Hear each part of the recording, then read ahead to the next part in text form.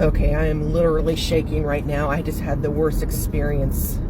I've been lifting on and off for 2 years, weekends only, sometimes during the weekday, but it's just kind of like a pastime. Never ever had a bad customer. Never. I've got a 5-star rating. It's always been a very pleasant experience. And so I had a scheduled pickup, which is where they schedule it in advance. And it was taking me to a place, like in Hospital City. It's off Marwald. It was a wound care center. That's what it said. You're going to the wound care center. This is critical. So I get there and I arrive and I wait and nothing. So I call. They didn't answer. So then I'm sitting there and now the app's telling me to leave because the customer's not coming. But I didn't want to leave. I don't like to leave people in a lurch.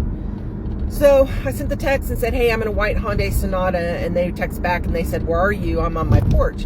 And I texted back, or it wouldn't let me text back because the time was up. But he called. And this guy, and I said, hi. I said, I'm at 919 Marwalt. That's where it's sent me. And this guy started to scream at me at the top of his lungs. But he was making absolutely no sense. He was screaming that his mother was on her deathbed in the hospital and just mumbling and screaming all this crap. And I said, sir, am I supposed to be picking her up? Am I picking you up? Who am I picking up? He would not let me talk. He was screaming over top of me, telling me to shut the F up and to listen to him, that he was trying to get to the bottom of all of this. And I said, the bottom of what, sir? I'm your Lyft driver. And he screamed at me and screamed at me. And I said, I'm sorry, sir. I just don't know what I'm supposed to be doing. Am I supposed to be picking you up? Am I picking up your mother on her deathbed? What? Explain to me. And he just went off on me. So I said, I'm sorry, sir. I'm canceling the ride. And I hung up. So he called me back, but I didn't answer the voicemail.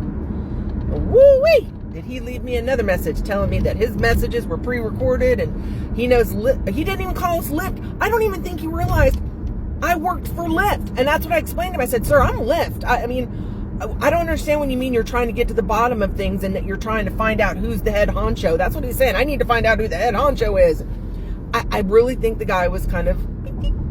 But anyway, at the end of the day, he left me this really nasty gram threatening me to, he's going to go to my higher ups and that I work for him. He pays my bills. I don't even think he knew who the hell he was talking to.